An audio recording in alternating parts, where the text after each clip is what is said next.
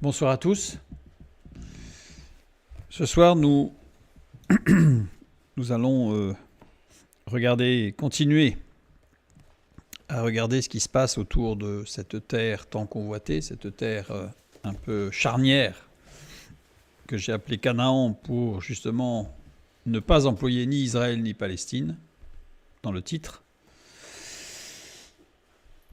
Avec la 5e partie, nous allons focaliser un petit peu sur cette petite période de 1987 à 1996, parce que certains événements se sont déroulés en fait avec des impacts directs sur Israël et directs y compris sur ce qui se passe aujourd'hui. On verra très rapidement parce que ça ne sera pas le sujet, mais je pense que vous comprendrez certaines choses, pas tout, mais certaines choses en tout cas. Je vais reprendre l'introduction, pas la même que les autres fois, puisque je pense que c'est bon, même si certains éléments, enfin beaucoup d'éléments des autres fois, je vais les reprendre, mais parce que ça me semble vraiment important de rester focalisé sur du factuel et du rationnel. Aborder le conflit israélo-palestinien est compliqué. Encore cette semaine, dès qu'on en parle, c'est compliqué. Sujet qui déclenche beaucoup de passions. Des passions religieuses et spirituelles. On va un tout petit peu en parler aujourd'hui d'ailleurs. Politique et idéologique. On en a déjà parlé. Économique et stratégique. Historique et identitaire. Et dès qu'on parle du sujet, systématiquement arrivent très vite, on va dire, c'est même pas finissent, arrivent très vite, les accusations qui fusent, soit de l'un, soit de l'autre. Soit Israël, soit les Arabes, soit les musulmans, soit les Palestiniens. Enfin, il y a des accusations. Donc c'est très compliqué, en fait, de demeurer rationnel et de demeurer factuel. Les débats prennent parfois, j'ai mis souvent, je pourrais presque dire presque toujours, des tournures désagréables. Et il est difficile d'en parler de façon rationnelle, puisque justement les passions, ça monte très très vite. Il faut considérer la portée très limitée du conflit israélo-palestinien. C'est la première chose importante à garder à l'esprit. Géographiquement, le territoire disputé est très petit, nous l'avons déjà vu, à l'échelle de la France.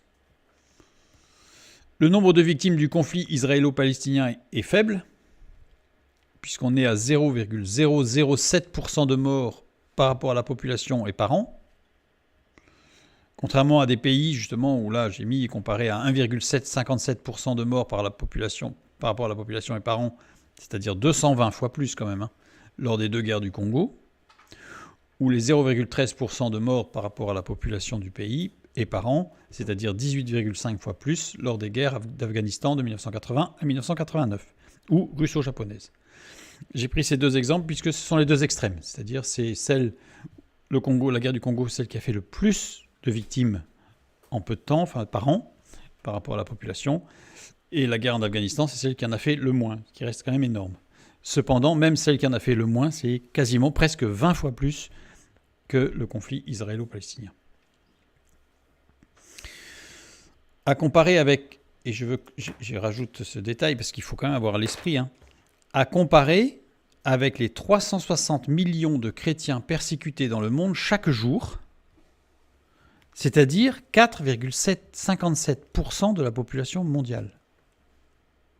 C'est juste pour ramener un petit peu à des choses factuelles.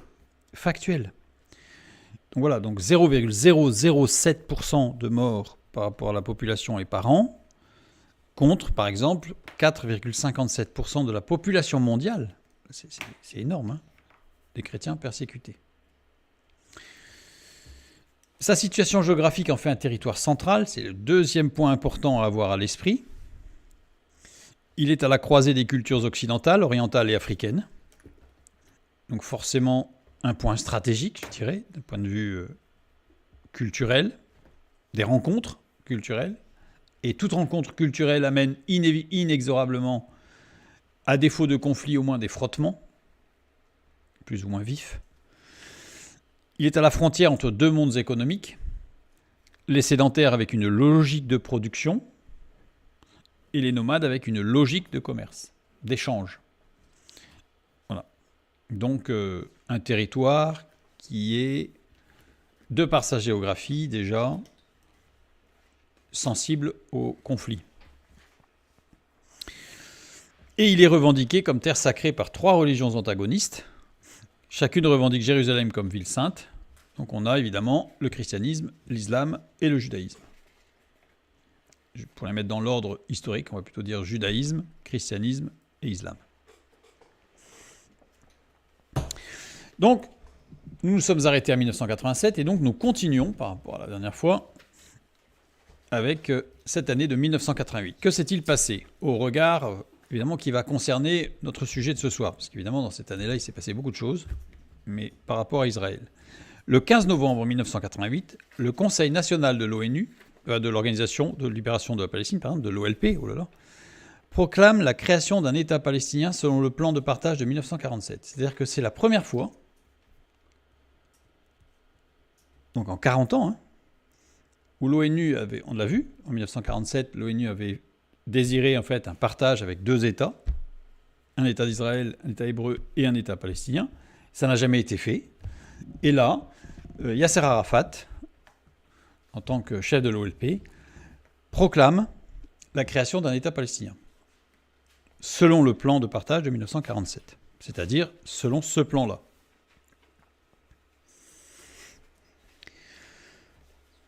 Une première tentative de création de l'État palestinien en tant qu'entité administrative et politique avait été prévue en Tunisie en 1985, donc 3 ans auparavant, dans la banlieue de Tunis, mais Israël a attaqué le siège de la force 17 de l'OLP. Cette attaque est appelée Opération Jambe de Bois, d'ailleurs.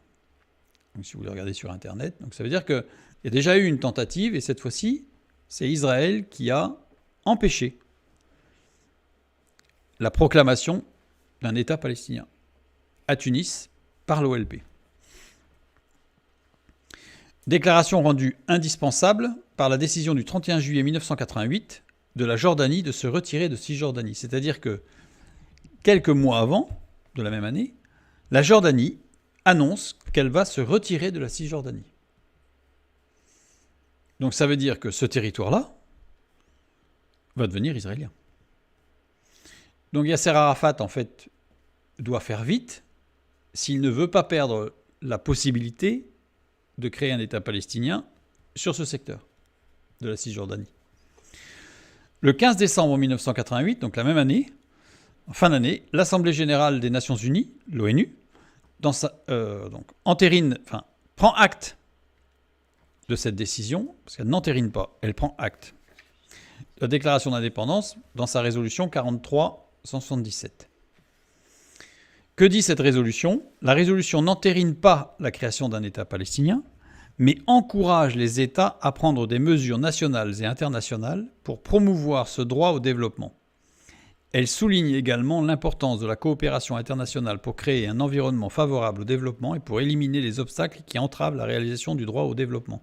Au développement de quoi? Au développement d'un État palestinien. Parce que l'OLP n'est pas une organisation reconnue internationalement, on l'a vu, et donc n'est pas une organisation qui aurait le droit de proclamer. Donc l'ONU ne peut pas entériner cette décision, juridiquement. Donc elle prend acte, et elle dit, c'est un début, mais maintenant il faut aller jusqu'au bout. Parce que c'est une déclaration, mais qui n'a pas de valeur de construction. 1988. 1990, 2 ans plus tard, Saddam Hussein envahit le Koweït. Vous allez me dire, ça ne touche pas Israël. On va voir que si. Ça va même toucher beaucoup Israël. Donc, l'Irak envahit le petit pays au bout, le Koweït.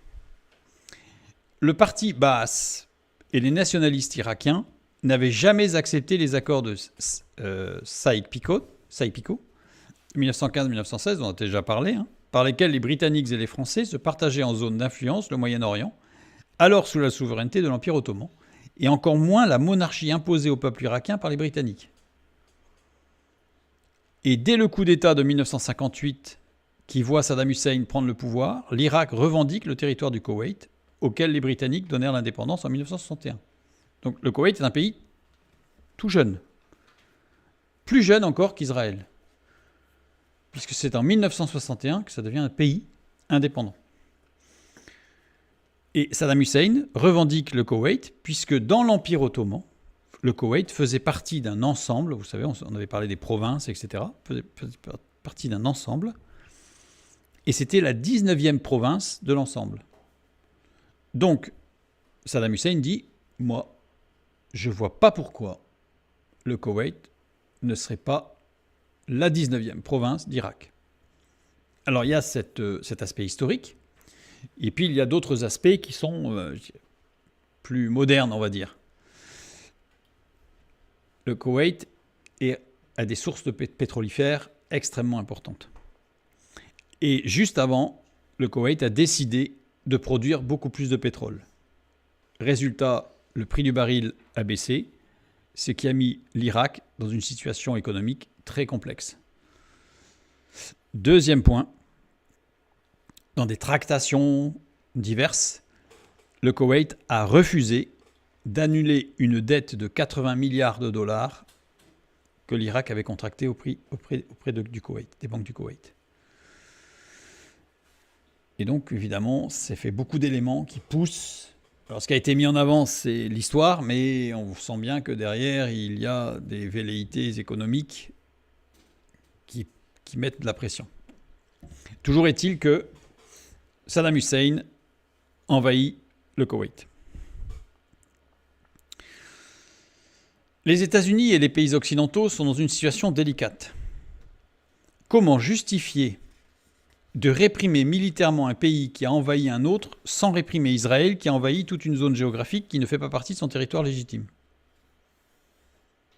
C'est compliqué. C'est compliqué et c'est quelque chose qu'on entend encore aujourd'hui. Pourquoi l'un et pourquoi pas l'autre? Pourquoi on fait comme ça avec certains pays et puis on ne fait pas pareil avec Israël? Donc ça rend les choses délicates. Alors, on va faire un long détour pour comprendre pourquoi c'est délicat. Parce que, officiellement, la Cisjordanie appartient à la Jordanie. Officiellement, il n'y a pas de problème de ce côté-là. Il peut y avoir un problème sur la péninsule du Sinaï, mais là n'est pas le sujet. Le sujet, on parle de la Cisjordanie. En 1917, on revient un peu en arrière, le ministre des Affaires étrangères britannique Arthur Balfour écrit alors une lettre ouverte promettant un foyer national juif sur un territoire dont les Britanniques ont un mandat, en échange d'une aide financière des banques juives, on l'a vu. Dès lors, les Juifs et les Israélites commencent à affluer sur cette terre promise par les Britanniques. Ils commencent à affluer, mais ils y étaient déjà avant. En 1920, 10% de la population de ce qui sera Israël est juive ou israélite. En 1947, 30% de la population de ce qui sera Israël est juive ou israélite. Et sans que la région ne se soit vidée de sa population arabe. C'est juste parce qu'il y a eu un afflux de personnes juives ou israélites. Quand je dis israélites, c'est-à-dire de la descendance de Jacob, Israël, mais laïque, contrairement aux juifs qui sont pratiquants du judaïsme. Si je prends une courbe pour voir un peu ce que cela donne, pour vraiment essayer d'avoir des éléments factuels, de l'immigration en Israël de 1919 à 1951. Voilà l'immigration de 1919 à 1951. Donc on voit que c'est pas un afflux continu. Il y a eu des à-coups. Alors les à-coups peuvent se comprendre. On voit entre les années début des années 30-35, c'est la montée du nazisme qui fait que beaucoup ont fui l'Europe. Et après, ça s'est fermé, donc après, c'était terminé. Fin des années 45, c'est une persécution dans les pays de l'Est et l'URSS qui font que... Voilà, donc tout ça s'explique. Mais voilà, on n'a pas quelque chose de linéaire. C'est en fonction de la pression internationale que ça se passe. Maintenant, le nombre d'habitants en Israël de 1919 à 1951, pour comparer un petit peu. Voilà. Donc ça veut dire que si je compare les deux courbes, je vois bien que l'immigration juive ou israélite n'est pas la seule explication de l'augmentation de la population. Parce que les pics, on voit qu'il y a des correspondances, mais pas exclusives. Pas exclusives. Par exemple, le creux ici, où il y a très très peu, ça continue à monter. Donc il n'y a pas que des juifs et des israélites qui arrivent dans ce pays, et le pays se construit. Enfin, cette zone-là. Avec une répartition inégale sur le territoire. C'est-à-dire qu'on n'a pas une répartition uniforme du monde arabe et du monde juif ou israélite. Puisqu'on a approximativement cette répartition, c'est-à-dire qu'on voit qu'on a une majorité arabe sur le nord du pays et une minorité arabe, donc une majorité juive ou israélite, sur le sud du pays. Voilà. Donc on a une répartition qui n'est pas homogène. En 1967, à la suite de la guerre des 6 jours, Israël conquiert la Cisjordanie, Jérusalem-Est et Gaza, territoire palestinien occupé, le Sinaï, pris sur l'Égypte, et le Golan, pris sur la Syrie. Donc ça, c'était le 5 juin 1967. Et après la guerre des 6 jours, on a les territoires conquis, ici. Avec le fameux détroit de Tirane, qui a été l'un des éléments qui a mis le feu aux poudres dont on a parlé la dernière fois. Commence alors une colonisation des territoires occupés, s'ajoutant aux implantations de kibbutzim sur le territoire onusien d'Israël. Alors, je prends la Cisjordanie pour parler de la colonisation.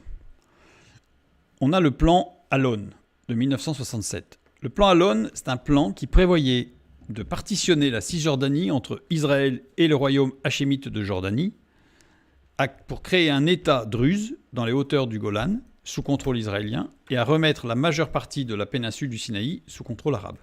Donc c'est un plan qui avait pour but de répartir différemment les territoires par rapport à ce que l'ONU avait posé en 1947 et 1948. Objectif de répartition de la Cisjordanie à terme entre Israël et la Jordanie. C'est-à-dire que ce qu'avait objectivé Israël dans ce plan Allon, c'était que la Cisjordanie ici ne soit pas exclusivement arabe, mais qu'il y ait une nouvelle partition ainsi faite. Donc Israël en bleu et la Jordanie en vert. Donc c'était un plan, en fait, un objectif. Donc ça, c'était en 1967, ce territoire de Cisjordanie, où on y voit en fait les villes palestiniennes, les villes israéliennes, donc les rouges. Donc on voit qu'il y avait une répartition avec l'objectif, cette partie bleue qui était très très chargée de villes israéliennes, en fait, de telle sorte à essayer d'imposer un gouvernement, enfin que ça se soit restitué à Israël. Sachant que même si c'était en territoire jordanien, tout ce territoire était géré par des lois jordaniennes, sauf que tous les kibbutzim ou les villes israéliennes étaient gérées par des lois israéliennes dans le territoire jordanien. Donc on voit que c'est compliqué. C'est compliqué. Et en 1989, on arrive à ces implantations-là, avec en triangle, les triangles bleu foncé, là, colonies créées sous Begin, donc après 1977. Donc on voit les colonies qui se sont créées, on voit que par rapport à 1967, je dirais en 20 ans, un peu plus, 23 ans, on a quand même une colonisation, c'est-à-dire des implantations illégales, puisque la loi, enfin, on voit mal la France tout d'un coup installer des villes ou des villages en Allemagne, en Belgique, avec des lois françaises, enfin, On sent bien qu'il y a un problème quand même. Il y a un problème. Le plan Allon. Objectif du plan Allon, prévenir une possible intervention arabe par le Jourdain. C'est-à-dire que la peur, la crainte d'Israël, c'était qu'il y ait une invasion par l'Est, par le Jourdain, par la Cisjordanie, d'autant plus qu'une partie de Jérusalem Jérusalem-Est, était, entre guillemets, cisjordanien. C'est-à-dire que ce n'est pas à quelques kilomètres, c'était dans la ville même. Donc ça rendait les choses dangereuses. Et donc l'idée, c'est de se dire, il faut qu'on protège, qu'on se protège.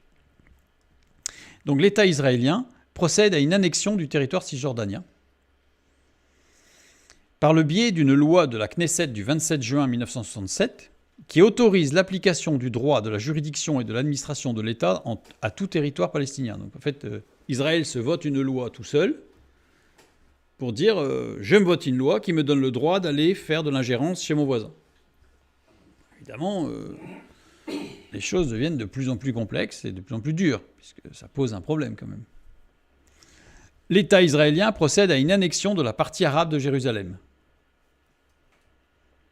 par le biais d'un texte autorisant le ministre de l'Intérieur à étendre les limites municipales de Jérusalem. Je fais un texte qui dit, voilà, finalement, imaginez Strasbourg, et puis il y a le Rhin, et puis à un moment donné, on fait une loi, puis on dit, Strasbourg, finalement, la municipalité, elle va de l'autre côté du Rhin, et puis elle englobe une partie du territoire allemand. Évidemment, ça passe pas. Évidemment. Ce plan veut définir les zones qu'Israël doit occuper pour garantir sa sécurité en assurant des frontières bien démarquées et avec seulement de faibles minorités arabes implantées dans ces territoires. Donc ce n'est pas uniquement parce qu'il y a une velléité à avoir du territoire. L'objectif, il est défensif. Pourquoi ? Il est donc nécessaire de procéder à un nouveau découpage territorial et stratégique pour annexer les régions à faible population arabe, tout en contribuant à une solution de la question palestinienne et en préservant le caractère juif de l'État d'Israël.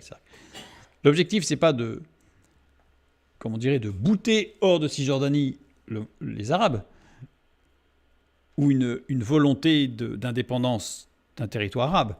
C'est de créer une zone tampon de sécurité avec des villes et des villages qui seraient suffisamment avancés par rapport à la Jordanie pour se dire, s'il y a une attaque, ces villages-là qui seraient en première ligne,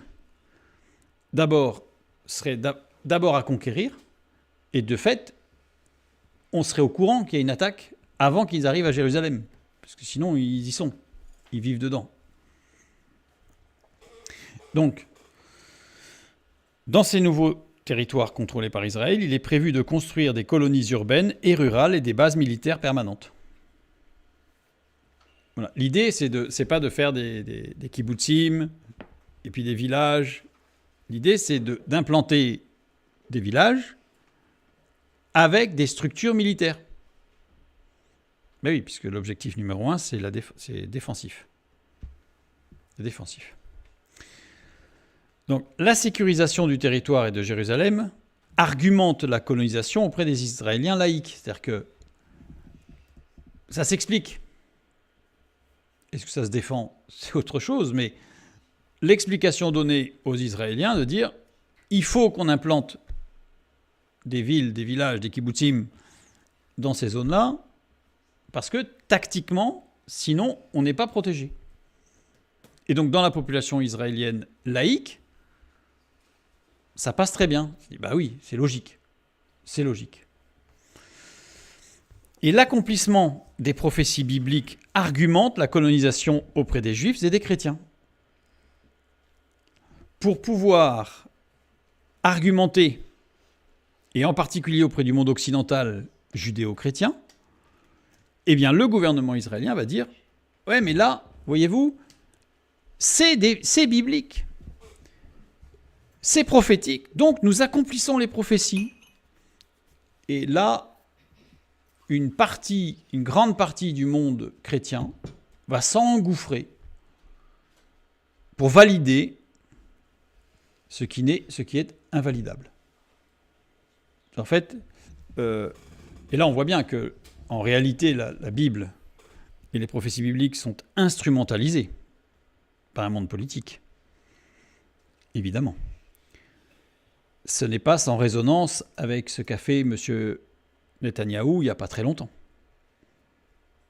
en annonçant qu'en conquérant, en rentrant dans Gaza, il accomplissait les prophéties bibliques d'Ésaïe. Il s'est largement trompé, et dans la citation qu'il a faite, il a beaucoup déformé le texte biblique, mais peu importe. Auprès d'une certaine population, et en particulier de chrétiens, mais aussi de juifs, ça a très bien passé, et ça justifie l'injustifiable. Ça, il faut vraiment en avoir bien avoir dans la pensée. C'est que, attention, parce que le texte biblique est instrumentalisé. Instrumentalisé. Mais d'ailleurs, quand on dit l'accomplissement des prophéties bibliques, on parle de quelle prophétie biblique ? Parce que quand je parle avec plusieurs personnes, je me rends compte que certaines personnes vont me dire les prophéties bibliques qui parlent d'Israël, du grand Israël, etc., etc. Et quand je dis mais lesquelles ? Ça devient tout de suite très vaporeux. Donc je me suis dit on va regarder quelles sont les prophéties bibliques qui parlent d'un, entre guillemets, grand Israël.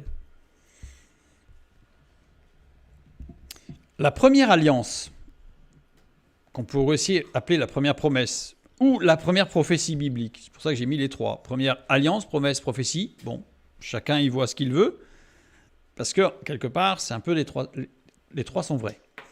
La première alliance, ou promesse, ou prophétie biblique concernant le territoire donné par Dieu se situe dans Genèse au chapitre 15, le verset 18 à 21. C'est Dieu qui parle à Abraham. En ce jour-là, l'Éternel fit alliance avec Abraham et dit : Je donne ce pays à ta postérité, depuis le fleuve d'Égypte jusqu'au grand fleuve, au fleuve d'Euphrate, le pays des Kéniens, des Kénisiens, des Cadmoniens, des Étiens, des Phéréziens, des Réphaïm, des Amoréens, des Cananéens, des Girgasiens et des Jébusiens. Prenons une carte. Que désigne cette promesse ? Quel territoire cette promesse désigne-t-elle ? Ce territoire-ci. Parce qu'ici, évidemment, le fleuve d'Égypte, c'est le Nil. Donc le fleuve d'Égypte, si je prends les premiers affluents à l'est, pour rester dans une limite la plus étroite possible, elle descend jusqu'ici. Et ici, sur d'anciennes cartes, on a une petite connexion. Donc en fait, on peut se dire que c'est cette partie-là, à l'ouest, et l'Euphrate, pareil, qui reprend, j'ai pris les affluents le plus à l'ouest cette fois-ci de l'Euphrate, et on arrive ici, on remonte jusqu'à ici, où l'Euphrate arrive jusqu'au bord, pas tout à fait là, mais ici. Donc, voilà. Donc ça englobe en fait une partie de l'Égypte, toute la péninsule arabique et la Turquie, une partie de la Turquie. Voilà la promesse. Voilà la promesse faite à Abraham. La deuxième alliance, promesse ou prophétie biblique concernant le territoire donné par Dieu, parce que Dieu va répéter, et d'ailleurs va le répéter aussi à Jacob, etc., mais là il va le répéter à Isaac, dans Genèse chapitre 26, verset 1 à... j'ai oublié, mais ça doit être 5. Ou 7, je ne sais plus. Je crois que c'est 5. Il y eut une famine dans le pays, outre la première famine qui eut lieu du temps d'Abraham. Et Isaac alla vers Abimélec, roi des Philistins, à Guérar. L'Éternel lui apparut et dit : Ne descends pas en Égypte, demeure dans le pays que je te dirai. Séjourne dans ce pays-ci, je serai avec toi et je te bénirai. Car je donnerai toutes ces contrées à toi et à ta postérité. Et je tiendrai le serment que j'ai fait à Abraham, ton père.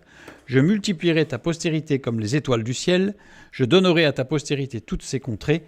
Et toutes les nations de la terre seront bénies en ta postérité. Donc c'est la réitération un petit peu de la promesse faite à Isaac, descendant de Abraham. Car je donnerai toutes ces contrées. Lesquelles ? Parce que dans le texte, elles ne sont pas définies. C'est-à-dire, dans le texte, il n'est pas écrit, comme dans Genèse 15, du fleuve de l'Égypte jusqu'à l'Euphrate. Non. ces contrées. Lesquelles? Ce qui est intéressant, c'est de voir que ces contrées, c'est le démonstratif L. Celle-ci, celle que tu connais. C'est-à-dire que c'est un démonstratif, celle-là, celle que tu connais là, celle que tu peux maîtriser, celle que tu connais. Donc je me suis dit, quelles sont les contrées qu'Isaac connaît? Donc, on ne va pas lire tous les textes, ça serait très long, mais je vais vous inviter à le faire si vous le souhaitez. Quels ont été les déplacements d'Isaac? Les récits qui parlent de ses voyages. J'ai mis les références, elles ne sont pas exhaustives, mais avec ça, déjà, on sait où il a bougé, Isaac. Ensuite, il y a des textes qui le mentionnent en lien avec les contrées visitées ou où est connu par lui. C'est-à-dire que vous avez des textes qui font référence à Isaac ou à une rencontre qu'Isaac a eue, etc. Donc il y en a, y compris dans le Nouveau Testament, puisqu'on a Romains chapitre 9, verset 7. Donc on en a beaucoup qui dépassent largement le livre de la Genèse, puisque on a le Lévitique, le Deutéronome, on a Josué, on a le livre des Rois, Chroniques, Jérémie, Amos. Donc il y a plusieurs passages qui parlent en fait. Alors évidemment, Amos, Jérémie, dans les prophètes, évidemment, il y a une petite résonance un peu avec des prophéties. Je vous inviterai, pour ceux qui le souhaitent, à creuser sur ce sujet. Mais voilà ce que j'ai pu observer. Si je reprends la carte et je regarde où Isaac a voyagé. C'est-à-dire, quelles sont les contrées qu'Isaac connaît? Ce sont ces contrées que Dieu lui a promis. Je prends. Eh bien, je vais être obligé de faire un zoom sur la carte parce que sinon, on ne va pas voir grand-chose. Donc, je vais prendre un zoom sur la carte. Et voilà où Isaac, quel est le pays qu'Isaac connaît. Ça vous rappelle rien?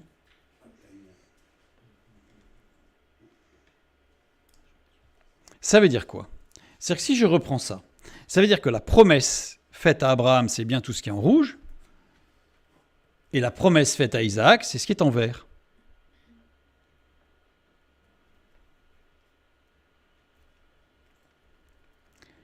Promesse à la descendance d'Abraham en rouge, promesse à la descendance d'Isaac en vert. La postérité, quand il dit « je donne ce pays à ta postérité », le mot postérité, c'est zéra.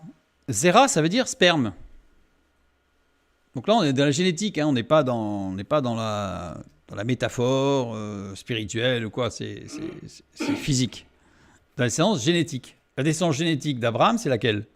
Il y a Ismaël et Isaac. C'est lui qui a ensemencé, celui qui a donné le germe, la semence pour Ismaël et pour Isaac. Donc c'est sa descendance. Ismaël, c'est en rouge. Genèse 21, 13, quand il est dit « Je ferai aussi une nation du fils de ta servante, car il est ta postérité. » C'est clair. C'est clair. Et si je prends Isaac, c'est en vert. Genèse 17, 8 et 9. « Je te donnerai et à tes descendants après toi le pays que tu habites comme étranger, tout le pays de Canaan. » Donc il est défini celui-là. C'est tout le pays de Canaan, en possession perpétuelle, et je serai leur Dieu. Dieu dit à Abraham, toi tu garderas mon alliance, toi et tes descendants après toi, selon leur génération. Donc, qui est le peuple qui a l'éternel Dieu pour Dieu? C'est Israël. C'est les Juifs. Ce ne sont pas les musulmans. Ce ne sont pas les musulmans. Donc, ici, en vert, il suffit de regarder le texte, la prophétie biblique dit que Dieu donne tout ce territoire aux descendants d'Ismaël en rouge, aux descendants d'Isaac en vert. Ça rejoint un texte biblique de 1 Corinthiens 1, 27. Mais Dieu a choisi les choses folles du monde pour confondre les sages, Dieu a choisi les choses faibles du monde pour confondre les fortes. Puisque depuis des siècles, ce petite tache verte au milieu, là, elle confond la grosse partie rouge. Et ça, c'est biblique. Donc d'aller lutter contre la promesse de la prophétie biblique ne me semble pas être une bonne idée. Mais pourtant, vous allez me dire, il y a Galates chapitre 3, le verset 16. Or, les promesses ont été faites à Abraham et à sa postérité. Il n'est pas dit et aux postérités, comme s'il s'agissait de plusieurs, mais en tant qu'il s'agit d'une seule, et à ta postérité, c'est-à-dire à Christ. Et là, il y a une confusion. Parce que des promesses faites à Abraham, il y en a eu plusieurs.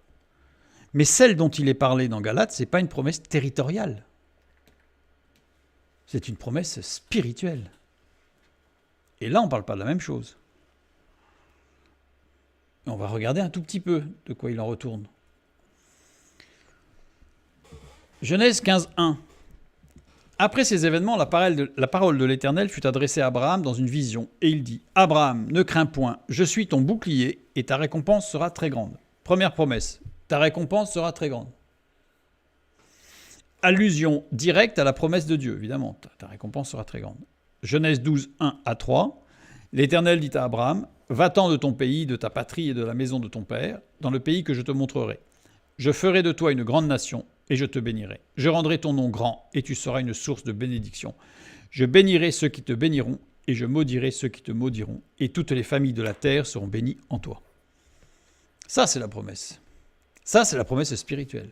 Cette promesse, elle n'est pas territoriale. Ensuite, les versets suivants, Genèse 15, les versets 2 et 3. Abraham répondit : Seigneur éternel, que me donneras-tu ? Je m'en vais sans enfant, et l'héritier de ma maison, c'est Eliezer de Damas. Et Abraham dit : Voici, tu ne m'as pas donné de postérité, et celui qui est né dans ma maison sera mon héritier. Abraham répond à Dieu logiquement. C'est logique. J'ai pas de descendance, Sarah est stérile. Surtout que ça se faisait à l'époque, c'est-à-dire que celui qui était né dans la famille, c'est le serviteur Eliezer, qui était un serviteur extrêmement fidèle, était comme un fils en fait pour Abraham, donc c'est lui qui allait hériter. Cette fois-ci, la logique d'Abraham n'est pas bonne, parce qu'on voit qu'à maintes reprises, c'est un homme de foi, on le voit dans Hébreux chapitre 13, il fait partie de tous ceux qui sont nommés pour leur foi. Mais là, cette fois-ci, sa logique n'est pas bonne. Dieu ne reste pas dans le silence et il lui répond. Genèse, le verset 4, 15-4. Alors la parole de l'Éternel lui fut adressée ainsi. Ce n'est pas lui qui sera ton héritier, mais c'est celui qui sortira de tes entrailles qui sera ton héritier. Donc là, au moins, c'est clair et net. Celui qui sortira de tes entrailles, les choses sont clairement établies, explicitées, nettes et limpides. Voilà. Il le fallait, car les choses sont à l'encontre de la logique humaine. Donc, je fais une petite parenthèse, mais quand on avance dans un projet, sur un domaine quelconque, on demande à Dieu, évidemment, de nous conduire, de nous donner une direction, une directive. Si Dieu n'en donne pas, c'est parce que la logique humaine est suffisante. Si le plan de Dieu va à l'encontre de la logique humaine, Dieu parlera. C'est pour ça qu'il est toujours urgent de ne pas se précipiter, bien sûr, pour écouter. Mais s'il ne se passe rien, si Dieu ne dit rien, on entend souvent des gens qui disent « Oui, mais si j'entends pas, oui. » Dieu sait très bien que vous êtes à moitié sourd, et il parlera suffisamment fort pour que vous entendiez. Il n'aura pas oublié que certains d'entre nous sont sourds, d'autres aveugles. Donc Dieu se manifestera de telle manière à ce qu'on entende bien ce qu'il veut dire. Fermons la parenthèse. Puis Dieu continue avec le verset 5. Et après l'avoir conduit dehors, il dit : Regarde vers le ciel et compte les étoiles si tu peux les compter. Et il lui dit : Telle sera ta postérité. Voilà, là c'est l'explicite encore plus. Compte les étoiles. Il y a environ 10 puissance 23 étoiles dans notre univers observable. Observable, je parle juste de ce qui est visible par un temps clair, dans un désert. Voilà. Alors, 10 puissance 23, juste pour information, je ne vais pas vous le lire. Je l'ai écrit là, avec le nombre de zéros. Parce que ça fait beaucoup. Vous savez que rien que le fait de compter jusqu'à 1 milliard, en considérant qu'il faut 1 seconde par chiffre ou par nombre énoncé, prend 30 ans. Et là, on est très loin du milliard. Milliard, c'est 10 puissance 9. Là, on est 10 puissance 23. Donc, une vie ne suffirait pas rien que pour compter. 1, 2, 3, 4, 5. Alors, je ne vous raconte pas de compter les étoiles et en plus de les repérer pour savoir qu'on ne les a pas comptées 2 fois. Compliqué. Telle sera ta postérité. Les démographes avancent le nombre de 80 milliards d'hommes, enfin d'êtres humains, qui en tout seraient nés sur notre planète. Depuis l'histoire de l'humanité. On est loin du nombre des étoiles. 80 milliards. Je l'écris avec les zéros pour qu'on puisse comparer. Et juste pour comparer. Donc évidemment, ça pose question, cette promesse de Dieu. Alors on va nous dire, oui, mais c'est une métaphore. Oui, mais à ce moment-là, si c'est une métaphore, peut-être, mais ça veut dire que ça devient compliqué de lire les prophéties et la parole de Dieu, parce que si quand c'est pas possible, c'est une métaphore, et quand c'est possible, c'est pas une métaphore, il y a plein de choses qu'il y a des siècles n'étaient pas possibles, et donc étaient des métaphores. Mais finalement, aujourd'hui, c'est possible, donc ce ne sont plus des métaphores. Enfin, vous voyez, ça devient bizarre quand même comme lecture. Alors on va regarder d'un tout petit peu plus près, on va prendre un tout petit peu de temps, parce que c'est important, c'est très important. Je reprends le verset 5. Et après, il n'y a pas le après. Dans le texte original, le après n'existe pas. Et l'avoir conduit. L'avoir conduit, yatsa, radical ifil. Ça veut dire emmener, porter, emporter. Et emporter dehors. Conjugué à l'imparfait. Ça veut dire que ça s'est produit plusieurs fois. Dehors. Ashufta. Ashufta, pardon, Arufta, mauvaise prononciation, Arufta, avec un réveil, un diacritique réveil. Le réveil désigne les 4 points cardinaux. Dieu a fait sortir Abraham à plusieurs reprises dans les 4 directions en même temps. On sent que ça devient compliqué. Dieu a montré l'univers à Abraham à plusieurs reprises. Parce qu'en réalité, si on regarde le texte, parce que ce serait un peu long à tout regarder, mais relisez-le et vous verrez qu'il est déjà dehors. Il est sous les chênes. Il est déjà dehors. Abraham. Et Dieu le fait sortir, mais il le fait sortir d'où, puisqu'il est déjà dehors? Et ça, les rabbins ne se sont pas trompés, même depuis des siècles, puisqu'on retrouve même chez Rachi, 9e, 10e siècle. En fait, il dit Dieu a fait sortir Abraham de l'univers. Alors, était-ce en esprit, comme dirait l'apôtre Paul, était-ce dans son corps, je ne sais. Mais ce que je sais, c'est que Dieu lui a montré l'univers de l'extérieur de l'univers. Et il lui dit, regarde. Et regarde, c'est pas ra, qui veut dire regarde avec tes yeux, c'est nabat. Nabat, regard de l'esprit abordant la considération d'une chose dans une compréhension globale avec les connaissances acquises. C'est-à-dire, saisis, comprends. Et compte. Safar.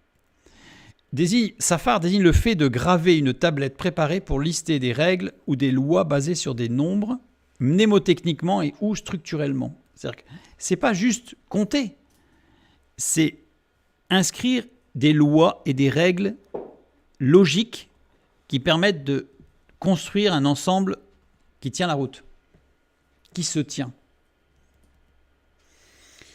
Et tous les jeux sont conjugués à l'imparfait, ce qui est logique. S'il l'a fait sortir plusieurs fois, pour qu'il puisse considérer, en fait, parce que ça devait être énorme quand même comme approche, évidemment, les étoiles maintenant. Les étoiles, c'est Kov Kabim. Kov Kabim désigne les lunes et les objets transneptuniens, ce qu'on appelle transneptuniens, qui servent à l'équilibre de l'univers en mouvement. Les transneptuniens, c'est toutes les comètes, les astéroïdes, en fait, tout ce qui n'est pas planète, étoile, justement, mais toutes les lunes. Donc, par exemple, notre lune fait partie des Kov Kabim, la lune de la Terre. Jupiter a plusieurs lunes, Saturne a plusieurs lunes. Et il y a, comme disait, par exemple, la comète de Halley, par exemple, qui en est une. Et tous ces objets qu'on appelle les transneptuniens, c'est-à-dire qui sortent du système solaire ou pas, mais qui ne sont pas des planètes, en fait, on sait aujourd'hui que l'ensemble dans l'univers de tous ces objets qui se déplacent, c'est eux qui maintiennent l'univers en équilibre parce qu'ils le rétablissent en permanence par justement des effets mécaniques extérieurs aux systèmes locaux. Bon, je ne vais pas rentrer dans les détails, c'est de l'astronomie, c'est passionnant, mais voilà. Et donc là, on perçoit ce que Dieu a commencé à montrer à Abraham. Si tu peux les compter, ici, le verbe qui est traduit par pouvoir, c'est yakol. Yakol, être en mesure de définir les règles qui unissent un ensemble jusqu'au bout dans une totale maîtrise. C'est pas pouvoir, c'est si tu cernes, si tu arrives à saisir l'ensemble de tout ce que je te montre du début jusqu'à la fin. Terme utilisé pour désigner l'action du berger qui maîtrise le troupeau, c'est-à-dire qui va construire l'enclos, qui va servir de refuge, qui va gérer les pâturages, la nourriture, le lait produit pour faire des fromages ou autre. Donc c'est vraiment tout. Tout. Tout. Yakol est suivi d'un verbe à l'infinitif. Quand il est suivi d'un verbe à l'infinitif, exprime la négation. C'est-à-dire que s'il est suivi d'un verbe à l'infinitif, c'est une négation. D'ailleurs, on comprend un peu dans la phrase, la tournure française, si tu peux les compter, ça sous-entend que tu ne pourras pas. Mais c'est un peu l'idée. Et ici, compter conjugué à l'infinitif. Évidemment. C'est-à-dire que ce n'est pas possible. Ça veut dire que ce n'est pas possible. Tu ne pourras pas tout cerner. Mais je te montre la mécanique. C'est comme si quelqu'un qui ne connaît pas la mécanique, tout d'un coup, on lui montre un plan de moteur en coupe avec tout ce qui bouge et et on lui explique qu'il y a l'arrivée du carburant, l'air, puis le turbo. Alors ça vient en plus, on complique en plus. Donc des retours d'air, etc., etc. On va percevoir l'ingénierie. Mais de là à pouvoir dire j'ai tout compris, je maîtrise, je vais pouvoir en faire un, c'est une autre affaire. Donc Genèse chapitre 15, verset 5, si je devais essayer de le traduire plus précisément, il le conduisit à plusieurs reprises hors de tout en disant « Considère le ciel et liste toutes les règles, les lois qui régissent les lunes, c'est-à-dire les objets transneptuniens nécessaires à l'équilibre de tout l'univers. » En imaginant que tu puisses le faire. Et il lui dit, telle sera ta postérité. Les enfants d'Abraham, dont Israël n'est qu'une partie, sont les éléments d'équilibre de l'histoire et des repères de cette histoire. C'est-à-dire que oui, Israël est un repère dans l'histoire, c'est une évidence, mais pas que. Ismaël aussi. Et tout particulièrement pour la fin des temps. Parce que l'islam a un rôle extrêmement important dans les prophéties de la fin des temps, pour le retour du Messie. Ce n'est pas le sujet de ce soir, mais donc il y a bien cet équilibre-là. En plus, avec cette notion de yakol à l'infinitif, avec suivi d'un verbe à l'infinitif, qui montre bien qu'il y a une sorte d'impossibilité d'entente. C'est-à-dire que dans la prophétie, il y a cette opposition entre le descendant d'Isaac et le descendant d'Ismaël qui est déjà dans la prophétie. Voyez-vous ? Donc tout y est en fait. Tout y est. Mais tout ça tourne autour de Christ. Première venue, deuxième venue, le retour. Le retour de Christ. Donc, et là, Galates, on comprend. On revient sur Galates 3,16. Or, les promesses ont été faites à Abraham et sa postérité. Il n'est pas dit « et aux postérités » comme s'il s'agissait de plusieurs, mais en tant qu'il s'agit d'une seule, et à ta postérité, c'est-à-dire à Christ. Parce que c'est le point central de tout l'équilibre de toute l'histoire, c'est Christ. Les enfants d'Abraham, dont Israël n'est qu'une partie, sont les éléments d'équilibre de l'histoire et les repères de cette histoire, avec un grand H.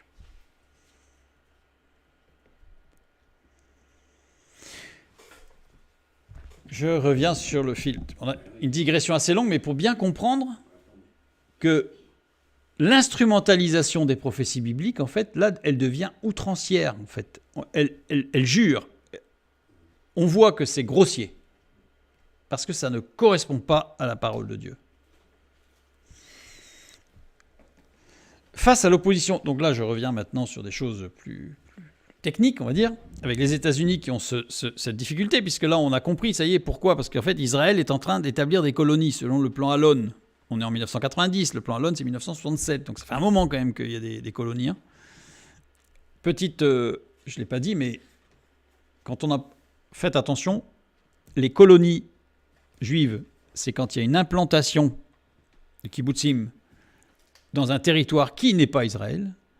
Par contre, quand on parle d'une implantation de kibbutzim, c'est un village ou un kibbutz créé dans le territoire d'Israël. Et là encore, bien souvent, il y a un mélange dans les termes. Et j'ai parfois lu des textes où des gens parlaient de colonies juives en terre d'Israël. Ce ne sont pas des colonies. ou d'autres qui parlaient d'implantations juives en Cisjordanie. Ce ne sont pas des implantations, ce sont des colonies. Donc, soyons précis. Parce que les colonies sont illégales. Avec une double justification, une justification de défense qui peut s'entendre, c'est pas le sujet. Mais légalement, voilà. Et une justification pseudo-biblique en instrumentalisant la parole de Dieu. Alors en tant que chrétiens, faisons très attention et restons vraiment basés sur le texte biblique. Donc face à l'opposition internationale, Saddam Hussein utilise la situation en Israël pour tenter de maintenir un statu quo. Parce que c'était déjà compliqué, mais en plus Saddam Hussein le sait. Donc je me retire du Koweït si Israël se retire de la Palestine, et en particulier Cisjordanie. Donc c'est ce que dit Saddam Hussein. Ce qui rend les choses encore plus épineuses. Prétexte qui a beaucoup d'impact dans l'opinion publique arabe. Évidemment. Dès qu'il a dit ça, la population arabe de la zone rouge de tout à l'heure là, s'émeut et monte au créneau. Évidemment. Cette rhétorique de Saddam Hussein, si elle remporte l'adhésion des populations arabes, ne la remporte pas auprès des autorités arabes qui soutiennent du bout des lèvres la cause palestinienne. Pour les monarchies, les mouvements palestiniens sont républicains. Donc ça, dans le monde arabe, pour les monarchies arabes, et il y en a beaucoup, la Jordanie, le Koweït, l'Arabie Saoudite, le mouvement palestinien étant un mouvement républicain, difficile d'aller dire oui, super. Pour les religieux, les mouvements palestiniens sont laïques. Oui, c'est pas l'islam qui est promu, même si derrière il y a l'islam, mais à l'OLP, c'est pas l'islam. Donc, chez les chefs religieux, on ne peut pas être contre, parce que on peut pas être contre, mais on est pour, mais du bout des lèvres. Du bout des lèvres. Pour les pays totalitaires, le conflit israélo-palestinien est intéressant car il justifie des lois d'urgence, la censure, la restriction de liberté, toutes sortes de choses en fait qui font que les États deviennent militaires et dictatoriaux. Donc il est quand même pratique ce conflit israélo-palestinien. Donc ça serait bien qu'il continue un peu quand même. Les régimes arabes se servent de la menace israélienne pour instaurer des régimes militaires. Et les régimes arabes se servent de la cause palestinienne pour rallier leur population. Donc, en fait, c'est... Donc on va dire, ouais, il faut, mais pas trop fort non plus, parce que... Voilà, mais comme il y a un danger, vous voyez le jeu là. Donc on voit qu'ils sont sur un fil, en fait.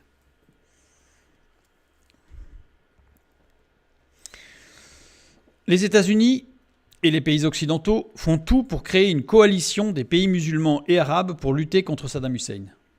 Parce qu'ils ne veulent pas que cette guerre se transforme en Occident contre l'Orient.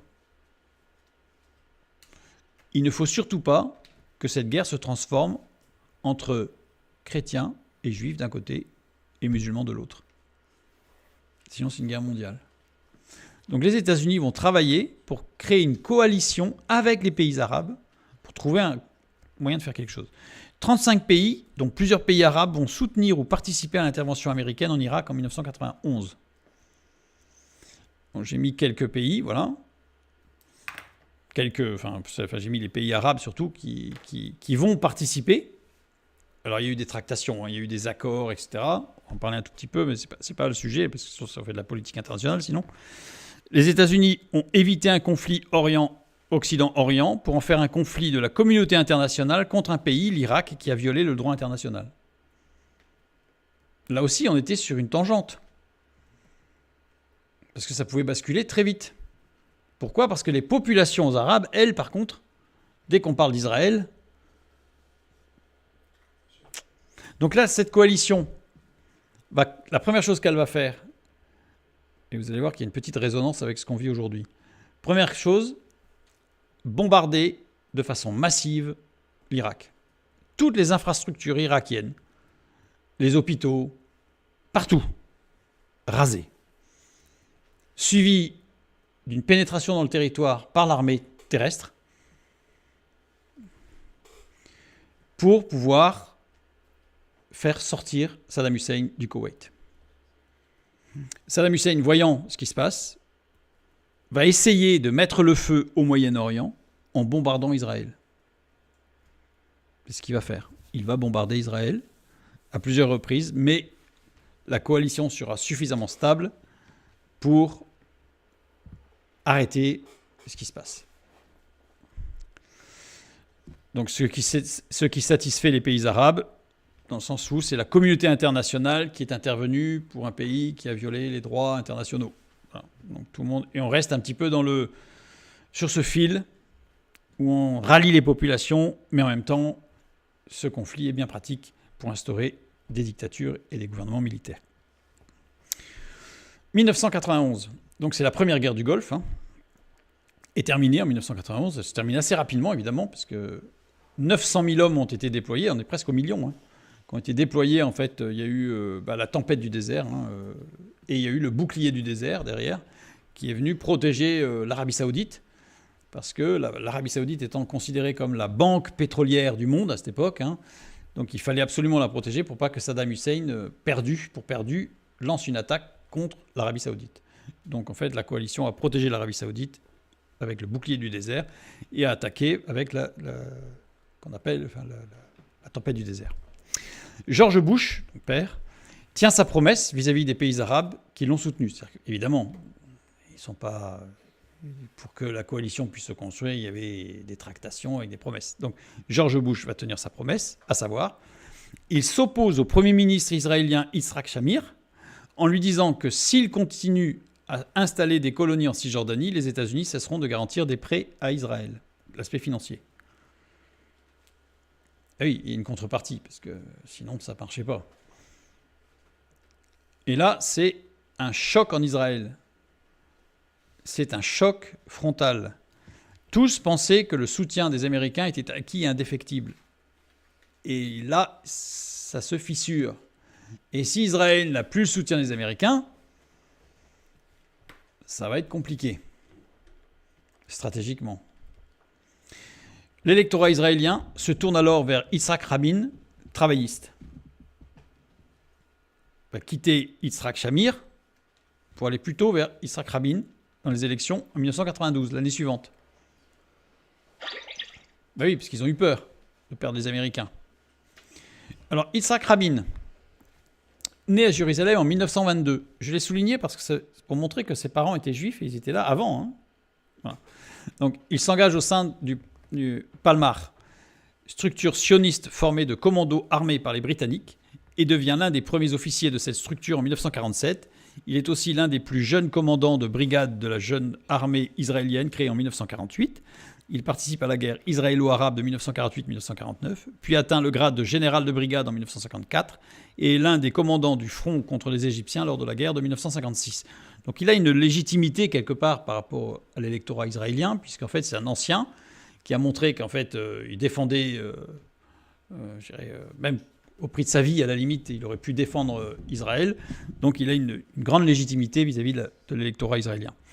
Et il est travailliste, le parti politique des travaillistes en Israël, donc c'est un parti politique israélien de centre-gauche, sioniste et social-démocrate, membre de l'Internationale socialiste et membre observateur du Parti socialiste européen.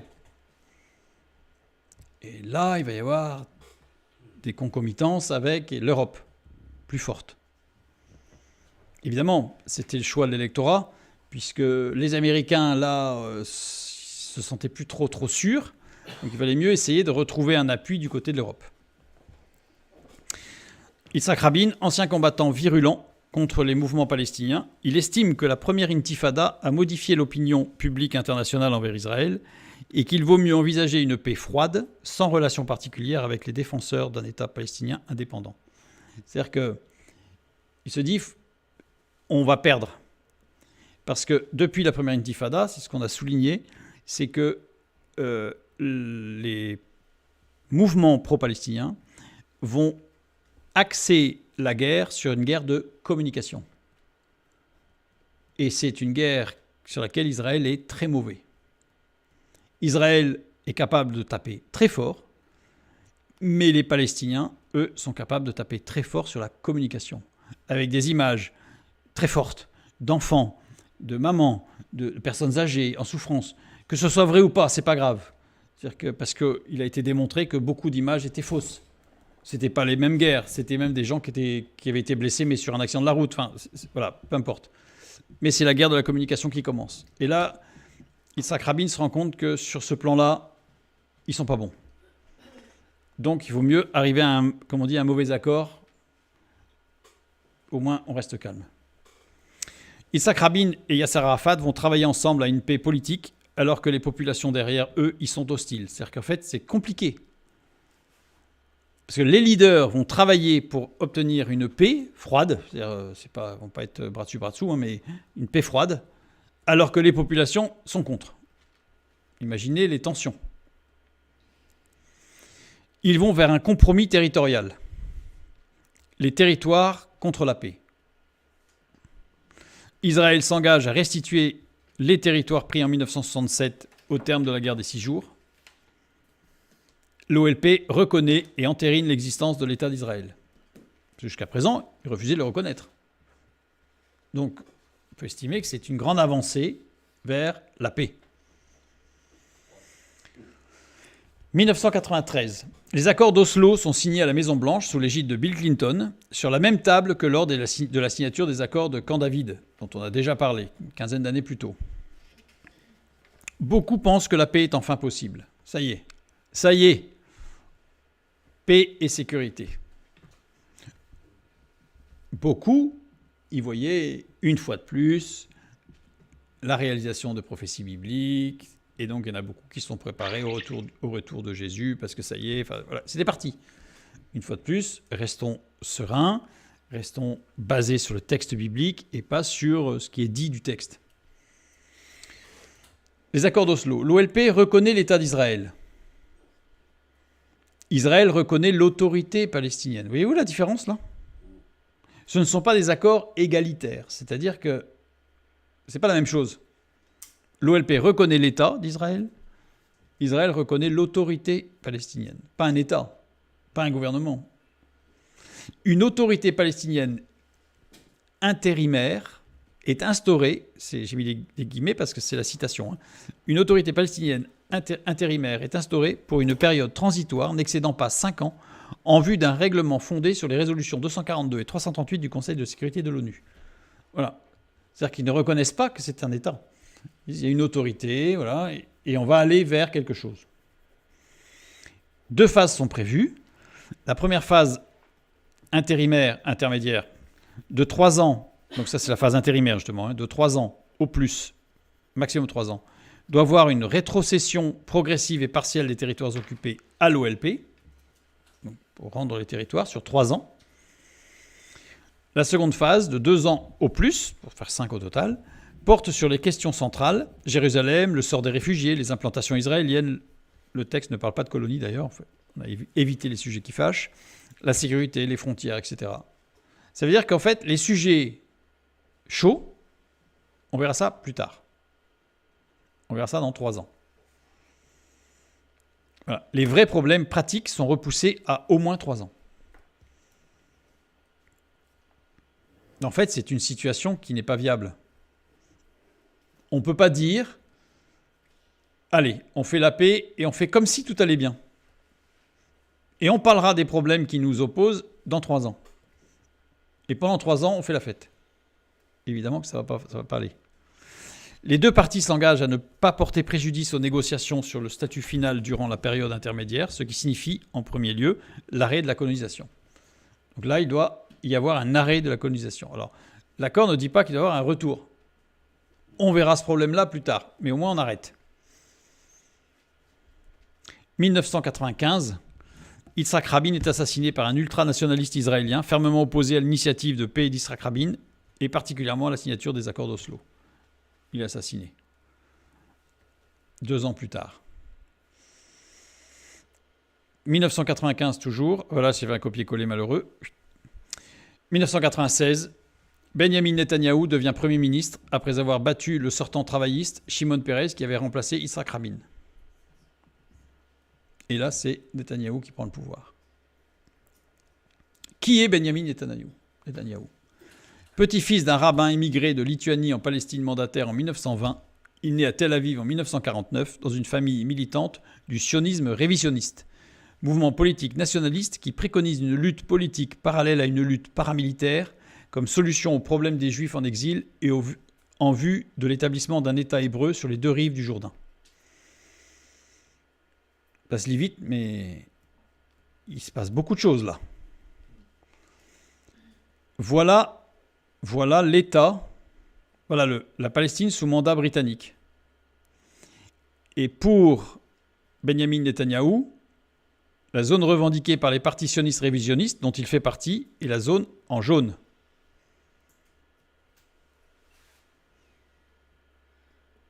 C'est-à-dire non seulement la Cisjordanie, mais la Jordanie. Certains sionistes nationalistes revendiquent un grand Israël allant du Nil à l'Euphrate,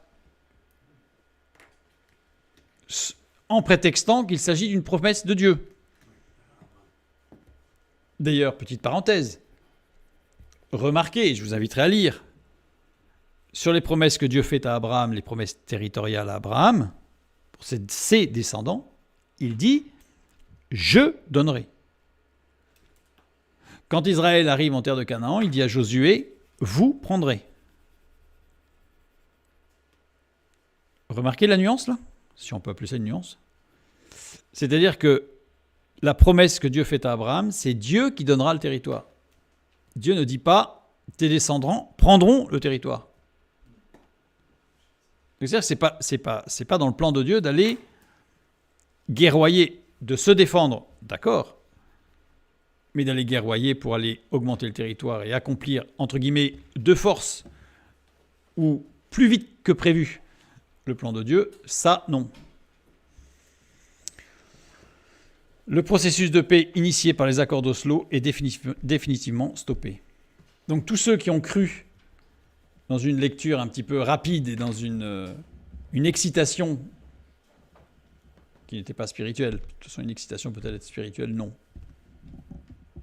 Non, mais dans une précipitation, en disant ça y est, ben non, ça y est pas. Et là, on fait un petit clin d'œil, évidemment, à tous ceux qui nous disent, je dirais constamment, que les choses s'accélèrent, que les promesses s'accélèrent, que les prophéties s'accélèrent, Non. Là, on a un exemple où Dieu a dit non. On ralentit. On fait stop. Et on verra qu'il y a eu beaucoup de fois où Dieu a dit non. Les choses ne s'accélèrent pas. Au contraire. Dieu va donner des coups de frein, ce qui correspond d'ailleurs à ce qui est écrit dans l'Apocalypse, où Dieu va freiner certaines choses, parce que c'est lui qui décide des temps et des moments.